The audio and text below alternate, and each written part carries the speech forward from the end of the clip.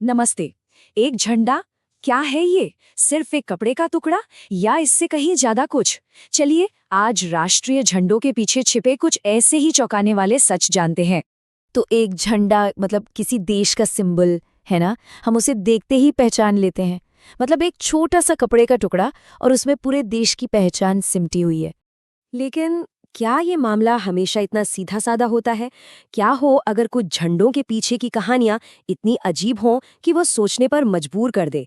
चलिए इसी दिलचस्प दुनिया में थोड़ा और गहरा उतरते हैं। तो सबसे पहले बात करते हैं गुमशुदा झंडों की। और यहाँ सवाल ये उठता है कि क्या वाकई हर देश का एक ऑफिशियल फ्लैग होता ही है? जवाब शायद थोड़ा हैरान कर दें। नहीं। मिसाल के तौर पर नॉर्दर्न आइलैंड को ही ले लीजिए।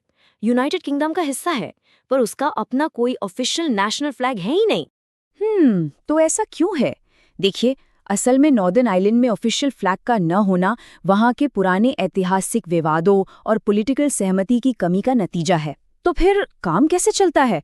फॉर्मल मौकों पर यूनाइटेड किंगडम का झंडा यानी यूनियन जैक इस्तेमाल होता है। और मजे की बात तो ये है कि ऐसा कोई इंटरनेशनल कानून भी नहीं है जो किसी देश को अपना झंडा रखने के लिए मजबूर करे। तो एक देश बिना झंडे के, और अब एक ऐसा झंडा जिसके पीछे कोई कानून ही नहीं। जी हाँ, अब बात हो रही है खुद यूनाइटेड किंगडम की। सुनने में ये थोड़ा अजीब लगेगा, पर ये सच है। यूनाइटेड किंगडम में ऐसा कोई कानून है ही नहीं जो ये बताए कि उनका झंडा असल में दिखना कैसा चाहिए। सोचिए जरा, दुनिया के सबसे मशहूर झंडों में से एक, और उसका कोई लीगल बेसिस ही नहीं है। तो सवाल ये है कि भाई ये झंडा आया कहाँ से? दरअसल ये 1801 में किंग जॉर्ज III के एक रॉयल ऑर्डर पर आधारित है। मतलब इसका डिजाइन कानून पर नहीं बल्कि एक परंपरा पर टिका है। अगर इसकी तुलना अमेरिका से करें तो वहाँ के झंडे को एक फेडरल कानून में बकायदा डिफाइन किया गया है, और यही बात यूके के केस को बहुत ही खास बना देती है। तो टेक्निकली इसका मतलब ये हुआ कि ये भी यूके का झंडा हो सकता है। ये मज़ेदार उदाहरण बस ये दिखाता है कि इसका डिज़ाइन लीगली प्रोटेक्टेड नहीं है। क्या पता अगर बहुत सारे लोग इसे इस्तेमाल करने लगें तो शायद एक दिन बकिंगम पैलेस पर भी यही लहरा रहा हो। अच्छा, अब बात करते हैं कुछ ऐसे झंडों की जो बिल्कुल लीक से हटकर हैं। मतलब ऐसे डिजाइन्स जो बाकी दुनिया के झंडों से एकदम जुदा हैं। और ये देखिए, दुनिया का इकलौता नेशनल फ्लैग जो रेक्टेंगुलर यानी आयताकार नहीं है, ये है नेपाल का झंडा। और इसका ये अनोखा शेप ही इसे सबसे अलग बनाता है। इसे 1962 में ऑफिशियली अपनाया गया था। इसका जो गहरा लाल रंग है वो नेपाल के नेशनल फ्लावर रोडोडेंड्रोन का प्रतीक है, और जो नीला बॉर्डर है वो शांति को दर्शाता है। नेपाल के उस कॉम्प्लेक्स डिजाइन से बिल्कुल उलट ये देखिए, मॉडर्न हिस्ट्री का सबसे सिंपल झंडा।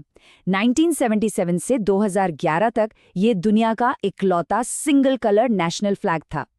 ये लीबिया का पुराना झंडा था, मुअम्मर गद्दाफी के दौर में इस्तेमाल होने वाला एक सादा हरा झंडा। ये हरा रंग इस्लाम और गद्दाफी की ग्रीन बुक पॉलिटिकल फिलॉसफी का प्रतीक था।